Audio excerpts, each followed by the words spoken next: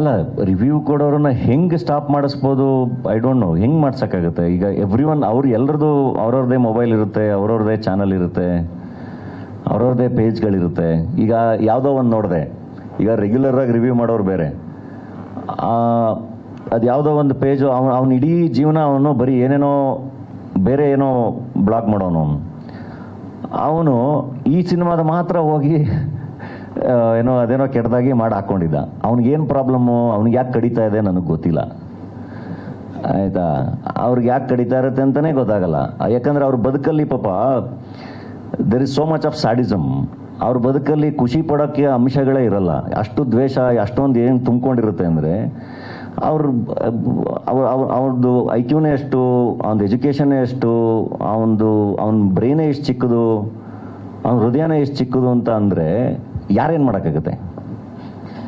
Reviews are different. ಅದು ಅವರೇ decision ಮಾಡ್ಬೇಕು. We should sell our cinema.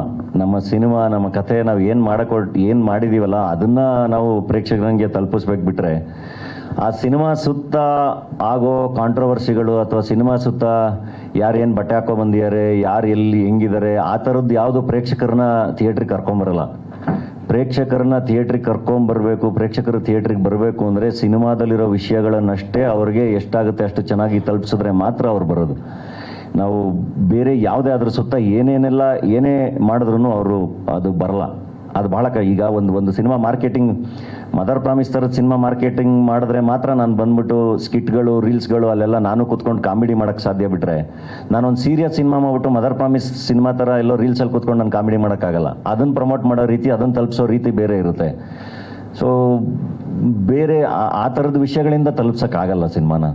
ಅದೇನು ಗೊತ್ತಾ ನಿಮಗೆ, ಖ್ಯಾತೆ ತೆಗಿಬೇಕು ಅಂದರೆ ಎಲ್ಲಿಂದ ಹೆಂಗೆ ಬೇಕಾದ್ರೂ ಖ್ಯಾತೆ ತಗೊಂಬರ್ಬೋದು. ಆ್ಯಂಡ್ ಅದಕ್ಕೇನೆ ನಾನು ಮಾತಾಡೋದೇ ಬೇಡ ಅಂತ ಹೇಳಿ ದೂರ ಉಳ್ಕೊಂಡಿದ್ದು. ಇಂಟರ್ವ್ಯೂಸ್ ಕೂಡ ಬೇಡ ಅಂತ. ಯಾಕೆಂದರೆ ನೀವು ಏನು ಹೇಳಿದ್ರು ಅದನ್ನು ಹೆಂಗೆ ಬೇಕಾದರೂ ಅದನ್ನು ಈಗ ಇಷ್ಟೆಲ್ಲ ಮಾತಾಡಿದ್ದೀವಲ್ವಾ, ಇದರಲ್ಲಿ ನಾನು ಆರಾಮಾಗಿ ಮಾತಾಡ್ಕೊಂಡು ಹೋಗಿದ್ದೀನಿ. ಈಗ ನೀವೆಲ್ಲ ಇದ್ದೀರಾ, ನೀವೆಲ್ಲರೂ ಗೊತ್ತು, ನಿಮಗೆ ನಾನು ಮಾತಾಡಿರೋ ಇಂಟೆಂಟ್ ಏನು, ನನ್ನ ಉದ್ದೇಶ ಏನು, ಎಲ್ಲದೂ ಭಾಳ ಚೆನ್ನಾಗಿ ಅರ್ಥ ಆಗಿರುತ್ತೆ.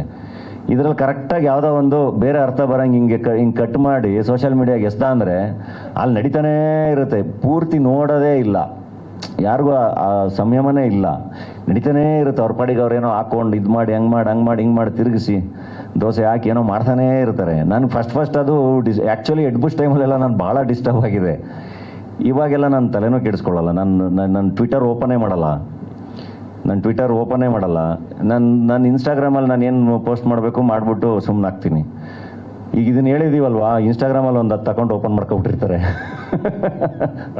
ಮೊನ್ನೆ ಅದು ಯಾವುದೋ ಒಂದು ಪೋಸ್ಟ್ ಹಾಕಿದ್ರೆ ಒಬ್ಬನೇ ಬಂದು 1000 ಕಮೆಂಟ್ ಹಾಕಿದ್ದಾನೆ. ಅದೇನು ಪ್ರೋಗ್ರಾಮಿಂಗೋ ಏನೋ.